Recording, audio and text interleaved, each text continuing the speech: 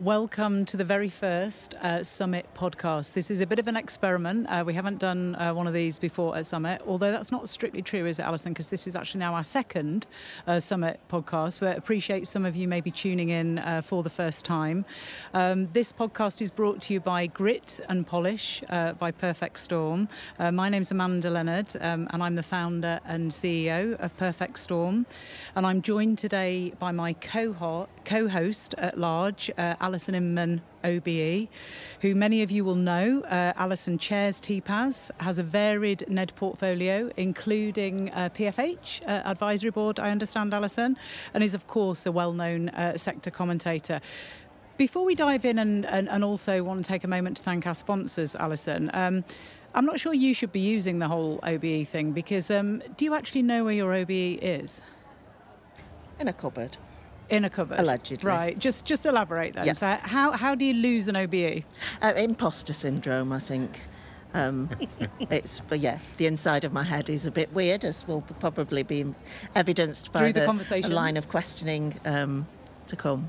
But Brilliant. But the only thing, I was mortified by the whole thing, except that I got it for services to social housing tenants, which is the thing that makes you proud. Made me proud. Yeah. I'd probably wear it as an accessory, but is that why I'm Polish? Yeah. Yeah, work out who's yours the is in a grit. cupboard. Yeah, She's the polish. Yeah, she tells me off if I have to do them without her, don't you? Because she says it's all polish and no grit. Yeah, so we're going to have both today. So first of all, I just want to thank our sponsors, because this podcast wouldn't be possible without them. Housemarque, who are the UK's leading data and insight provider for the sector. Boyden Executive Search and Consultancy. And 3C, who are an award-winning tech, data and digital consultancy. We're joined on this session to talk all things policy, and we're delighted to have wrestled away from conference events Rachael Williamson and Alistair Smyth, who respectively are policy leads for CIH and NHF. So we've really got the full house here today. And I'm going to let Alison kick off, because I know you've been dying to ask them something. She's been checking her watch every 5 minutes to check if you're arriving. So come on, Alison. Well, I'm just thinking it's been quite a weekend, and I'm really interested in the extent to which having a new Secretary of State is likely to impact on a pretty nailed down plan that we've already got. So I just wondered, from your different perspectives, what degree of BAU are we going to have, or what we're going to see that's maybe a little bit new. And I thought it'd be helpful for Alistair to talk from a housing association perspective, and then to go to Rachael for a sort of broader whole system view. Thanks, Alison. So I think the first thing to say is the enormous role that Angela Rayner played in supporting our agenda over the last 15 months, and in fact before that. And we know the sector got a good outcome from the spending review in June this year. We know that was in no small part due to the enormous effort she played behind the scenes, not only as Secretary of State but also as Deputy Prime Minister, and we're very grateful to her for that. That said, now that the framework is in place and we know what's at stake, we kind of know what's expected of us as a sector. I think the ball is now in our court as a sector to start demonstrating to government and other stakeholders that we are going to begin to get on with the agenda that's been set for us. And I think that we have a new Secretary of State, and of course we'll build relationships with him and his team. But I think the job for the sector remains the same, and that is to keep investing in and improving in our existing homes and services, and to start to turn around the trajectory on building new social homes as well. Brilliant. Rachael.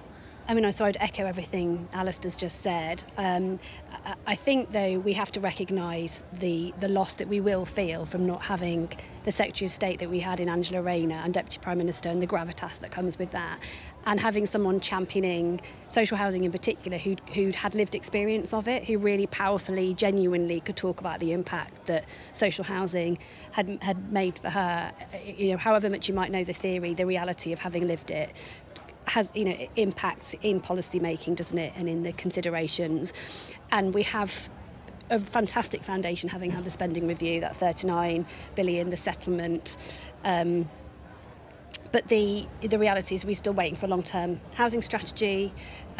We're still waiting for the outcomes of consultations on decent homes, on energy efficiency. There's a lot of things still in the mix for ministers to make decisions about, and there's a challenge for the sector to kind of manage the pace of the ambition that people share with the reality of the sort of fiscal envelope in which you have to deliver it, and that we'll have to see what comes out of the consultation that's recently closed on rent convergence. The other deadlines are imminent, because there is a huge shared ambition across the sector to want to deliver more affordable homes and also drive up the quality of existing. But we all know we're facing the legacy of years and years of underinvestment, and you can't do everything. You can't put all of the cost onto rents, and clearly when it comes to autumn budget, there isn't lots of money to be found. So I think we will probably feel a bit of the impact of not having Angela Rayner now in the room in the role that she had.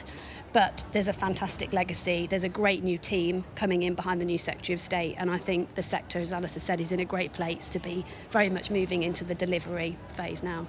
And I'll just add super quickly, and of course the important point of continuity is the Housing Minister, Matthew Pennycook, who we've done so much work with before and during government, and it's great that he's still there. His knowledge is enormous, he has a great grip on the detail, and it's great that we're able to continue working with him.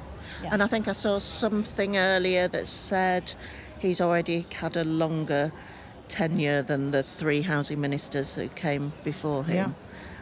So it's really great to, it would have been, I think we'd all have been, I think I can say, pretty cross. And it would have been pretty nonsensical for the Prime Minister to even think about moving him. And I guess the other thing just to acknowledge, is just the package of legislation that's also in trail. So the Renters' Rights Bill that's nearly completed now, the potentially a new social housing bill, because there will have to be some legislation around the right to buy reforms, obviously all the stuff around devolution and leasehold and common hold with the draft bill that we understand is due shortly. So there is a lot already happening, both through the sort of financial settlement that we had at the spending review and the legislative framework, and the department's got a lot of work to do with the sector to help make all of that a reality. Are you worried about the risk of delivery? We were saying in the opening session, weren't we, the opening panel, for those of you who attended that, is it a target? Is it a plan? Is it a promise? The reality of those economic headwinds, despite the legislation, despite the commitment, that's not going to go away, is it? How are we kind of feeling about, from that kind of optimism through to, gosh, can we do what needs to be done? Where are your respective heads on that? Let's start with you, Rachael, just because you've got the mic, and then I'll ask Alistair.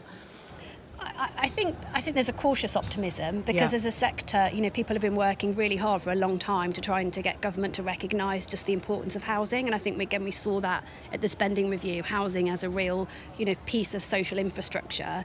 Housing is still very much one of the big growth agenda items that government is kind of nailing its colours to the mast on, and in many respects the fact that they have stuck with that 1.5 million over this parliamentary term means that they will continue to have their feet held to the fire, and so will we in turn as a sector, and that's a positive. And to a certain extent then with that ambition comes the investment that will be needed, but there will be a lot of looking to the sector now, and that was quite clear part of the message when the spending review package was announced, that the sector, we've given you a lot of what you've asked for, now you need to go and help make it happen. And that's the challenge when in the background, as you say, the winds of change that continue. We're still in a cost of living crisis, cost of borrowing at record highs, even with many of the things we've asked for, and I imagine we might get onto convergence. There is never quite enough money to do all the things that collectively we want to do, and we have to then have honest, difficult conversations about not if we're going to do something, but maybe when and how quickly. Yeah. And at what trade-off? Yes. If you want to come in, Alistair, because I just want to come back on a point there, but let's hear what Alistair's got to say first. So I think, we always live in the moment, don't we, in terms of how we're feeling, and that ebbs and flows all the time. But it is worth sort of looking back over a slightly longer time period. And even if I go back just to the autumn of last year, 2024, at the NHF, we led a comprehensive review, a strategic review with our members to understand how they were feeling and what they needed. And yes, there'd been an election at that point, but there hadn't been that many announcements. And I think it's fair to say the mood of our members of the sector, as I refer to them, was one of generally probably at almost its lowest ebb. There was a sense that there might be good things to come, but people were feeling extremely pressured in terms of expectations, in terms of finances, in terms of the huge array of obligations. post-spending review, the mood music, generally speaking, has changed enormously in conversations we're having with our members in the sector now. And it will vary from organisation to organisation. And as Rachael said, there are details that definitely still need to be ironed out with some big policy areas. But the mood music in the sector is much more positive. And we are now talking and thinking about 5-10-year investment programmes for existing and new homes that we weren't even thinking about a year ago. So we're at the start of a period, I think, if we can have policy stability, regulatory stability, and access to the funding we need, of a good decade for our sector. So the housing agenda is what it is, but we're also impacted by other parts of the public, policy world, and welfare reform is one of those. And Rachael, we had a sort of online conversation last week about homelessness, and how unless we see some movement on local housing allowance, for instance, then it's very difficult to see the numbers changing around homelessness. So is that something where you're going to be putting quite a bit of your policy thinking and lobbying? Yeah, and we've actually got a podcast on homelessness tomorrow as well, so that'll be good. Yeah, yeah, definitely. I mean, we don't want to lose. Let's mark what we've got with the spending review package, but the new homes that will help to generate will take years to come online. And the reality is, in the here and now, there are hundreds and thousands of people who don't have a secure home. As we know, we're living in not so temporary accommodation, and that has huge impacts on people's life chances.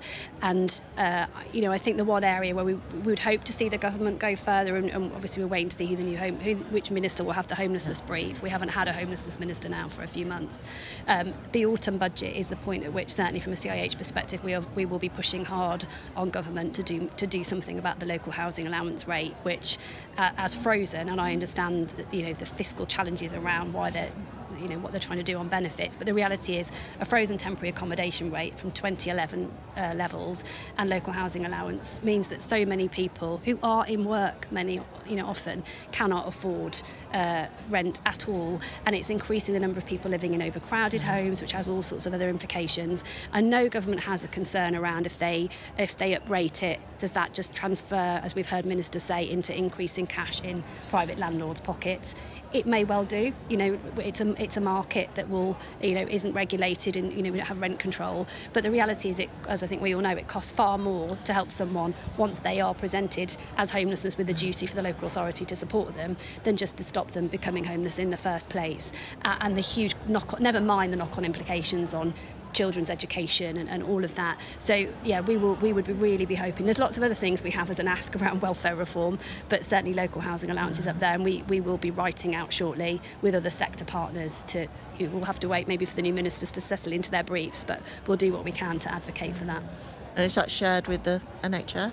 Yeah, absolutely. So we will definitely be making that call for resetting the LHA to the 30th percentile. Longer term, there needs to be a more in-depth look at how it works. Obviously there are financial trade-offs to be made in doing that, but the impact that it would have, I think, is well documented, and it would be quite quick. Alongside that, questions around other things like the two-child benefit limit, removing that would have a quick impact as well. The government is also working on a homelessness strategy, which is due to be published, we think, in the autumn. There'll be a slight difference now in timescales, I'm sure. I think that, again, will mark an important reset moment. I'm sure it will underline the importance of social housing. It will also, I'm sure, talk about temporary accommodation. But I think, again, that it will be a statement of intent. And as with the kind of broader question before, where we are now is trying to reverse a downwards trend, and it will take time to turn these things around. Homelessness will be one of those things, but we know what needs to be done. We just have to be confident in sticking with the plan, and accepting that it will take some time for the indicators by which we measure these things to actually start moving in the right direction.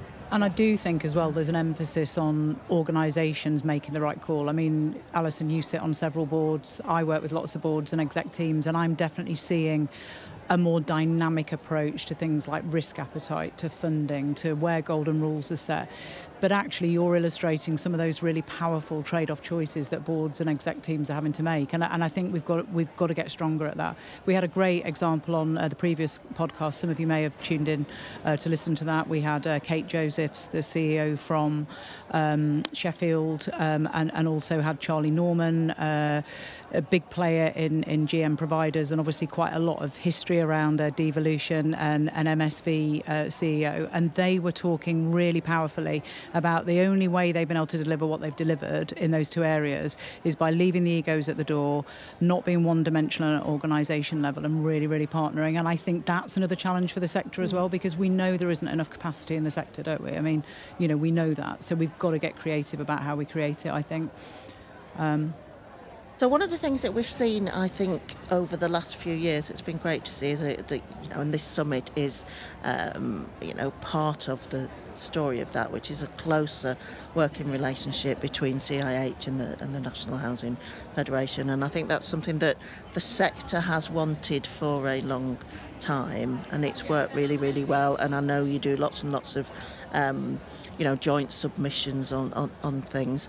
But as this podcast is called Grit and Polish, my job's to be the grit. Mm-hmm. It was interesting to see your two submissions on rent convergence, because it feels like the first time in a long time that there's a slight, this is not a criticism, it's an observation, slightly different sort of emphasis, and I'm sure people listening would be really interested into why you landed in slightly different places.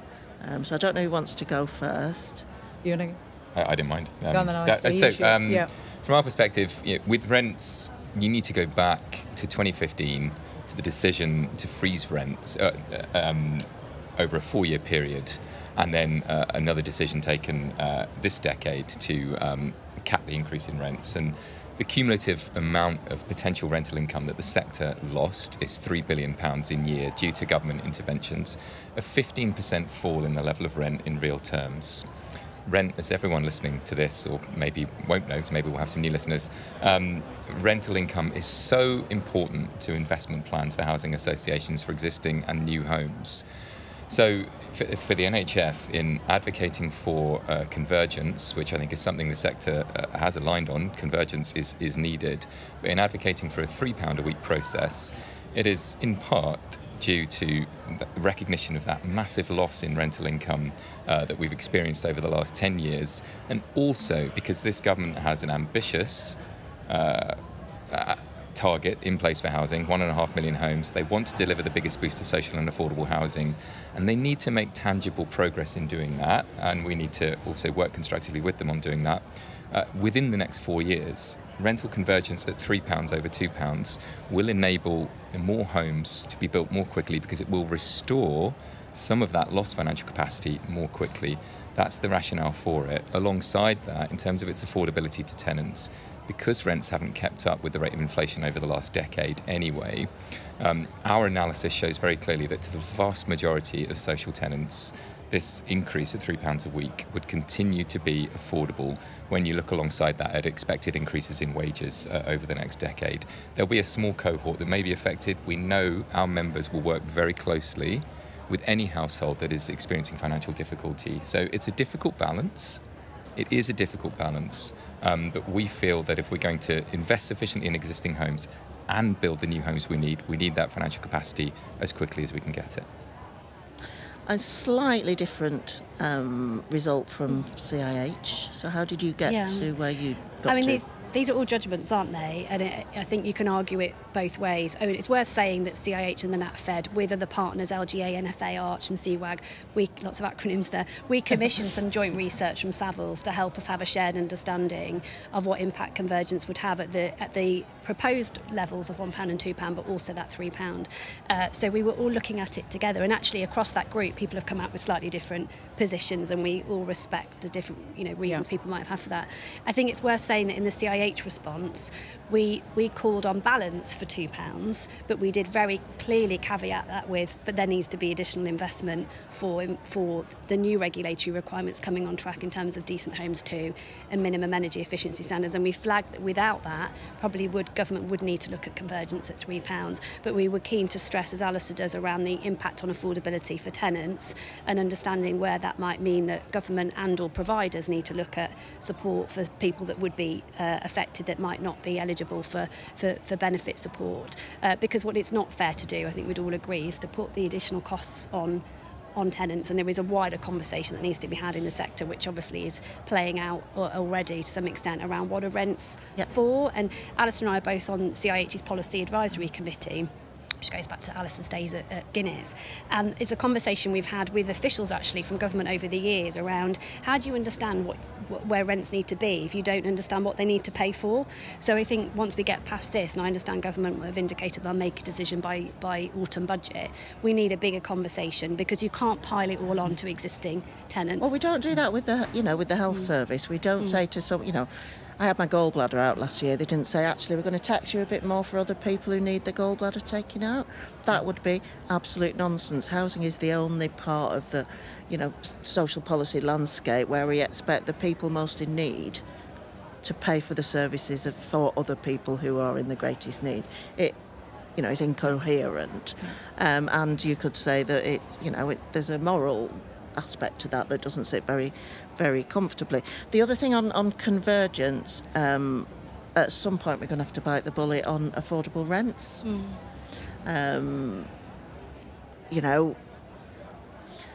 We have quite often people literally living, Amanda and I who don't work in, in a housing association that took a very assertive approach in the 2010s to converting as much as they possibly could to affordable rent.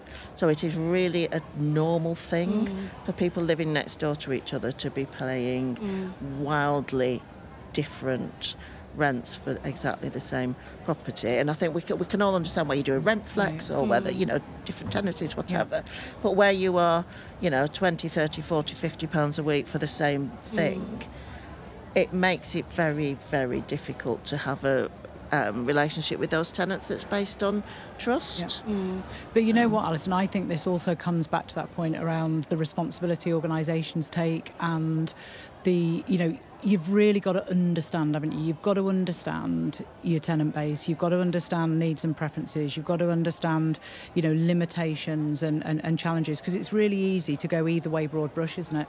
It's easy to go nobody can afford anything, and it's easy to go £3 okay or £2 okay. If you look at the principles behind rent convergence, there's also a lot of philosophical principles around transparency, around fairness and equity. And I think it's, policy can only go so far, can't it? You've got the practice of how organisations operate, and we see it in various organisations, don't we? Where we just don't know the tenants well enough yet, do we? I mean, that's a challenge. And then the other thing that's always interesting to look at is what's happening in the devolved nations, which is part of your job, isn't it, to be on top of that, Rachael. And I think in Wales they moved towards a rent envelope. It's interesting. I was chatting to Matt Dix, who's director of CIH Wales, and they tend to follow what we're doing in England, so they're watching closely to see what will come out of the rent convergence consultation. But I think that the consultation itself is a good example of government listening and wanting to work with the sector, because actually convergence wasn't even an option in the initial consultation around CPI +1, and I think the sector spoke quite loudly, not without wanting to lose sight of what that means for affordability, and we wouldn't ever want residents to think that providers don't care about that. They really do. But that was a good example of evidence-based response, again shared analysis, and government, to give it its due, then came back and said, okay, we recognise there is a need for convergence, and it is clear, I think, from the analysis that we've seen, that £1 is just not going to be enough to move the dial on it. So I think it's minimum £2. Yeah. Alistair, sorry, you were going to come in. Come in on rent convergence, and then we'll move off rent convergence. Sure. I was just going to say, I mean, we're going to be digging into rents a lot more over the coming years as part of our strategy period at the Fed, which runs for the next 4.5 years. So we will be grappling with these big questions. The idea of a rent envelope is something that's been floated many times in recent years, and I think there's a couple of thoughts that have on that. One is of course, if you have an envelope, for every tenant's rent that comes down, another tenant's rent goes up. So that's a very difficult thing to deal with. And then the other thing is, for the huge amount of disruption that you'll have in resetting those rents across the board, the envelope will remain the same.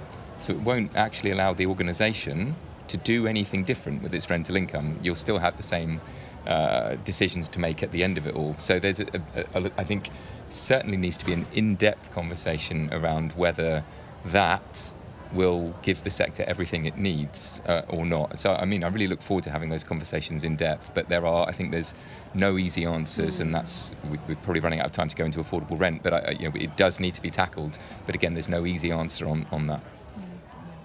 So what we talked earlier with our guests about the delivery target. Yeah. To me, it always felt,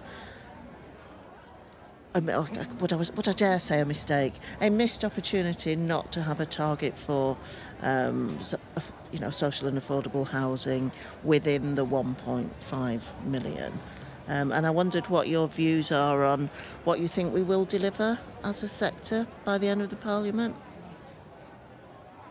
I mean, we could almost do with a wheel, couldn't we? Like spin the wheels. We're waiting for the new social and affordable homes programme, aren't we, to sort of come online and to get a sense of what the bids are looking like for that. Government now has been clear that there's a significant proportion for social housing, which is really welcome. But there's different analysis telling slightly different stories at the moment, and certainly the UK Housing Review, which CI8 puts together with partners, we've got the next edition coming out in October, November, and I know that's something that we'll have some really interesting analysis around. I'm not going to make something up without knowing what I'm talking about, because I've not read into it enough to know what the latest policy wants for like. You. Just make it up. That's not what we do in the world of policy. Evidence-based. Always. I think it's an interesting question. And in terms of what we know, we know that there is a sort of expectation from government that the new SAHP will yield 300,000 affordable homes over a decade. Clearly, that's roughly 30,000 a year. There'll be a massive tilt towards social rent within that. Now, that won't be the total sum of homes built. They will also have a significant number, maybe even up to that same amount, through the planning system that will come through as well. It will take a bit of time for the sector to change and adapt to those shifts, but I think an overall number might look something like 60,000-ish, but we are laying the foundations now in from this year and onwards through the 2020s, and building the trajectory to a large amount of homes that we will be able to build as we head into the 2030s. We've got some big questions to answer around what the final scope of decent homes will be, what MEES will be, and a couple of other things as well. Once we've got that full jigsaw in place, we'll be able to make those long-term decisions on where the sector will be. But I'm confident we'll be able to still build a really good number of homes, but crucially there will be more social rent homes within that. And I think it's worth saying, the government reform around right to buy is really significant within those numbers, because in previous years, despite the sector's best efforts, we've still lost more homes than we've gained through right to buy. So tightening up the access to that is going to make a big difference. So we just wanted to shift gear completely. I think we've done our usual, Alison. 2 minutes. That went really quick, didn't it? We're just having such great chat. It's like the time just goes like that. We just wanted to talk to you very briefly about regulation. Obviously, the Social Housing Regulation Act is now in force. How are you finding that both councils and housing associations are adapting? I mean, what are you seeing? And do you think regulation is going far enough, or do we need to go even further? It's a big question with 2 minutes left. left, 2 minutes to it? go. We can go slightly over, don't worry. Yeah. From a CI8 perspective, I think it's clear from the conversations we're having with local authority partners that, because I'll let Alistair speak more for housing associations, that the Social Housing Regulation Act has been a game changer. The move to proactive consumer regulation for local authorities, people are still playing catch up with. The role of councillors in the kind of governance sense when the regulator comes in and does inspections, as you can see from some of the gradings coming through. there is a lot of work to do. And so that, coupled with all the new regulation already in place and coming down the track, when at a time when local authorities in many respects are on their knees, and then with local government reorganisation, devolution coming, goodness me, you couldn't put much more into the bag, could you, of things they have to contend with. So I think this is always the challenge, isn't it? Regulation often is a response to things that haven't worked out particularly well. There's a response around regulation. Local authorities have got to be able to enforce a lot of the new regulation coming down the track when you look at private rented sector, but also where they are landlords themselves have to make sure their own house is in order. And of course in different parts of the country we've got a whole change when you look at the local politics of reform, maybe with some of the councils. There is a lot for councils, local authorities to get their head around. So CIH has definitely got a job to do there in supporting with other local authority partners, but I think it wouldn't be an understatement to say there is still a real challenge to make sure that Social Housing Regulation Act is fully kind of complied with before we start thinking about the new things that people need to get their heads around. Okay, thanks. And what about housing associations from what you've seen? So, I mean, we have to remember, as Rachel alluded to, why we are where we are now, and this is a response to tragic events which have occurred in our sector over the last several years. Many of us will have had ample opportunity through the Green Paper and White Paper process to feed into the design of the new system. Tenant voices were strong among the voices saying that they wanted to see a regulator with greater powers, with more teeth, and an ombudsman with greater powers as well. We have those things in place now. The sector is stepping up to what's required of it. In terms of our members' housing associations, they tell us that the new regulatory system is certainly thorough, it's comprehensive, it's challenging as it's meant to be, but it's driving improvement as well. It's too early in the process to make an assessment of whether it's been set at exactly the right level. That is an important conversation to have, probably in a couple of years' time. But so far, you'd have to say it's probably doing the job it was intended to do, and it is challenging for the sector to get there. But, by and large, we are demonstrating that we can meet the requirements, or if not, we know what needs to be done to get there. So a little early to judge yet, but I think it's a really important conversation to keep having. One of the things we're finding at TPAS is definitely a restlessness amongst tenants who expected, I think, or hoped that they would see sort of seismic changes in service delivery as a result of regulation. And it's a slower burn than that. Change happens so they're not seeing that slowly. revolution? No. And you're not going to be able to get through on a phone one day that you couldn't get through, on the day before. You're not going to see, certain repairs done more quickly because of regulation. It's going to take us time. But that's a systemic challenge, though, isn't it? It is, but I think it's going to impact trust, and I think I worry about, particularly some of that main TSM on tenant satisfaction, that in an era of people feel really powerless generally. There's a lack of trust, both generally but specifically fueled by actors within the public sphere. It's not the done thing to trust anybody anymore. And if we're not able to drive those improvements at pace, then I think we'll struggle to possibly shift the dial on that main TSM. But it is interesting because we are starting to see, I do a lot of work with Housemark, and they are starting to see the characteristics of organisations that are achieving C1s, that are achieving stronger performance, that are starting to get to grips. But what they're also seeing is those underlying challenges around technology, around data, around, a little bit around culture still as well. So I think we are starting to move that needle. But as you said, Alison, it's not like a switch, is it? It's not like a switch that you can put on. And we've still got a long way to go. For sure. And we're still seeing, an ever increasing number of complaints to the ombudsman, and it's a bit like when 40 years ago when I first got involved in work around domestic abuse.